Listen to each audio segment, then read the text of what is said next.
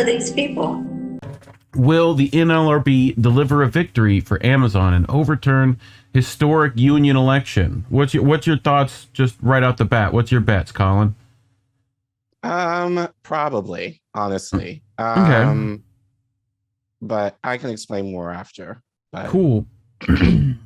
Okay, there we go. So following the biblical battle in which David bested Goliath, imagine if the defeated warrior had petitioned the government to redo the fight because he claimed it wasn't fair. Essentially, that is what is playing out in Phoenix, Arizona right now, far away from the public eye. Amazon is pulling out all the stops to reverse the outcome of an election at its JFK 8 fulfillment center in Staten Island, New York, where workers voted to unionize earlier this year. Like other major U.S. corporations, the retail and technology behemoth is fighting all attempts of its employees to form unions. Increasingly, this appears to be a losing battle, as organized labor, whose numbers and influence have been waning for many years, is making a comeback. And with each victory, the anti-union dam these corporate giants have built is showing cracks. The fact that more than 100 Starbucks stores across the country have filed for unionization, the fact that Uber and Lyft drivers have been involved in organizing, and the fact that fast food workers have been involved in organizing has absolutely encouraged more activity among not only the Amazon workers of Staten Island, but in other Amazon facilities in other parts of the country, said Kent Wong, director of the University of California, Los Angeles Labor Center. The victory at JFK 8 was among the most important wins so far, which is why it's not surprising that Amazon is trying to fight it. The company, which ranks second on the Forbes Fortune 500 list, claims that the vote was not fair, and employees associates with the Amazon Labor Union impeded their colleagues' free right to choose whether to unionize. Now, Amazon has taken its grievance before the National Labor Relations Board, the NLRB, a federal agency whose mandate is to protect the rights of workers and bring complaints against offending parties. The case is being heard by the regional NLRB office in Arizona. What is surprising, however, is that nobody is paying attention to the hearings, which began on June 13th. The lack of attention is noteworthy because the ultimate ruling, which experts believe will eventually be made by the entire NLRB, could have significant ramifications for organized labor in the U.S. If the Staten Island victory stands, it will be a huge boost to Amazon workers and other workers across the country, Wong said. And Risa Leibowitz, a professor of labor and employment law at Cornell, called the initial election a huge victory that could be amplified if the ALU were able to build on it and engage in collective bargaining to gain a good contract for the employees. So, thoughts so far, Colin? Well, here's what I'm wondering, because like we do shit on Chris Smalls quite a bit, but I think it's more of a criticism versus shitting on him. I'm just wondering if I've been kind of off of Twitter for like the last week, or a little over a week now, and I haven't really been like as into news as I usually am. But has Chris Smalls mentioned anything about this on social media? I saw one thing about the hearings from him. One tweet. Right. So my thing is this, like,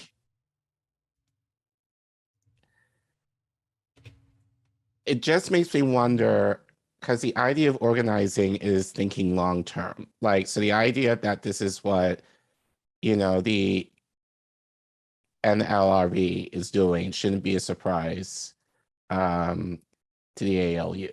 So, like, how are they strategizing to combat against this is what I'm wondering. And from what I can sense, and people in the chat, those of you who are on, you can please clarify me if I'm wrong. It doesn't seem like they're mentioning anything as far as how they're going to counter this, especially if the court decision is overturned. So now, to be fair, they may not be saying anything publicly, just to kind of protect themselves, which can be completely valid. But it does beg the question of, what are they doing to counter this? But then more importantly, what are they trying to try and add more unionization among Amazon warehouses across the country? I don't think we haven't completely heard from, the ALU entirely, if my understanding and my memory serves me correctly. Right. Yeah, I mean, like, it seems like, specifically Smalls's, like, actions seem a little misguided to me when this is also happening, you know? And we'll talk about that more later. So I don't want to necessarily go into step on it a little bit, but a bit more. I think we'll expand upon that. I think definitely in that segment, but that's just kind of like my wondering in regards to all of this. For sure. Like, do you know much about the NLRB? Like, not really. Okay. So this article wants to explain how it works a little bit. So before it can do that, the union has to survive Amazon's challenge. Either employees or unions may file objections with the regional NLRB office following a disputed election. In this case, Amazon is objecting to the certification of the result of the JFK 8 election. And since the Brooklyn NLRB office is named in Amazon's filing, the regional hearings are taking place in Phoenix. How? Okay, sure. The regional's director's job is to determine if the election took place under laboratory conditions, a legal standard that the NLRB uses to describe an election that, as much as possible, achieves a situation where employees can vote freely and uninhibitably with regard to their choice about whether to be unionized, Lieberwitz said. Should either party object to the regional director's decision, they have the option to appeal to the full board in Washington. If the director sides with the union and the board either chooses not to review the decision or upholds it, the result of the election will be certified. If the regional or national board chooses to sustain Amazon's objection, then the remedy would be to hold a second election. Judging by its history of anti-union tactics, if the election results were certified, Amazon will likely do whatever it can to delay collective bargaining efforts by ALU, according to Leibowitz. This could then result in an unfair labor practice complaint being brought by the NLRB. So, while the public is largely unaware of the proceedings in Phoenix, they have attracted their share of controversy as well as attention from politicians from both sides of the aisle. Even before the hearings began, Amazon accused the NLRB General Counsel's Office of bias because of an unfair labor practice case it pursued against Amazon in March of 2022. In the injunction, the General Counsel seeks reinstatement and lost wages for an employee it says was wrongfully fired by Amazon for union activities. The company claims it fired the employee because of his abusive behavior toward coworkers during pro-union protests. For Republican legislators, Senator Richard Burr and Mike Braun and Reps Virginia Fox and Rick Allen agree with Amazon's characterization. In a letter to NLRB General Counsel Jennifer Abruzzo, they write that the employee was fired not for his labor protest, but rather for hurling misogynistic and sexist threats at a coworker. They also suggest that the board's filing of the petition a week before a union election at Amazon's Staten Island warehouse was an attempt to influence unduly the outcome of the election. So the timing of this filing and the accusation of undue influence are crucial. According to Leibowitz, Amazon is relying heavily on alleging that the General Counsel interfered with laboratory conditions by seeking an injunction. Meanwhile, Democrats have publicly supported the ALU. Senator Bernie Sanders and Kirsten Gillibrand wrote to Amazon CEO Andy Jassy in June, urging him to drop his objection. It is clear, they said, the Amazon is refusing to recognize a legitimate and an overwhelming union election. If Amazon can spend over $4 million in a single year on union busting and $213 million on your compensation, it can afford a workforce that can collectively bargain for better wages, better benefits, safer working conditions, and reliable schedules.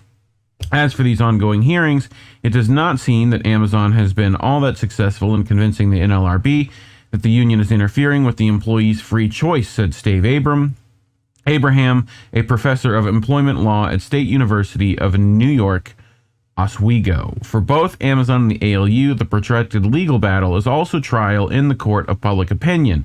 Though the retail giant is currently viewed favorably by 60% of Americans, some studies indicate that popularity is on the decline. Furthermore, 75% say that Amazon workers need union representation. The company seems to prefer that this case attracts as little attention as possible. As they petitioned to close the NLRB hearings to the public, the request was ultimately denied. The more information that comes out that sheds a negative light on Amazon, the worse it's going to be for Amazon's public image, said Abraham.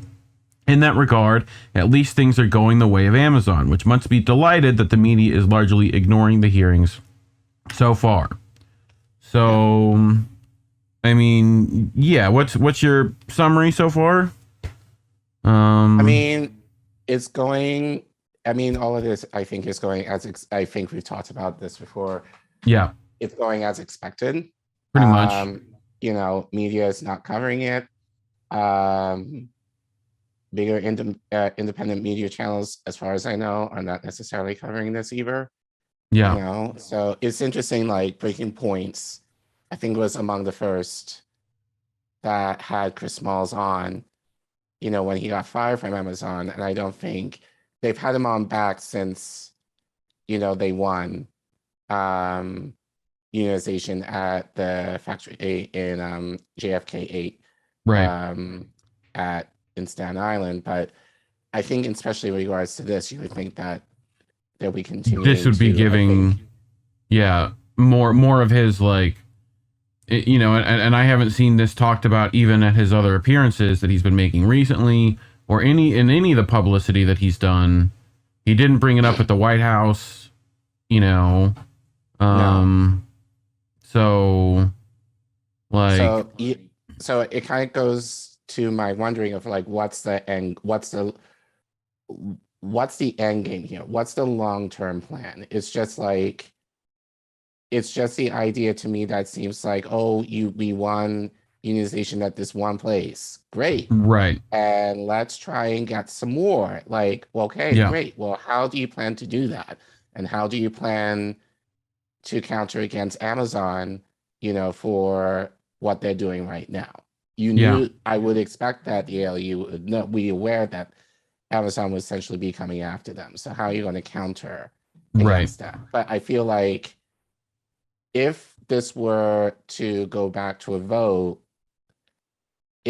I'm not sure if it's going to really activate the factory workers in the same way as it did maybe initially, you know, especially given Amazon's antics and how they might try to, like, coerce people to not, you know, attempt to unionize. So I feel like it might just give that, like, it might be more depressing, if anything else, if they continue to push this longer. Like, I could see how workers can easily get discouraged if, you know, they don't have the right leadership or the right encouragement to keep going. Like, so far, I'm not necessarily hearing anything on the ground that kind of dictates that, you know, how they're going to fight this case, or right. And I just feel like this whole thing is just kind of built on Chris Smalls' shoulders, essentially.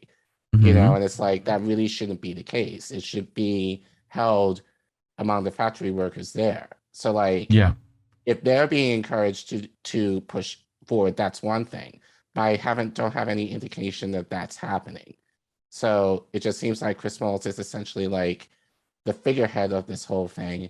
And some of his actions, as we've seen, you know, like in the last few months, and what he's showing within the last week, which we're going to report on in a minute, seem kind of like counter to what is happening in this story. So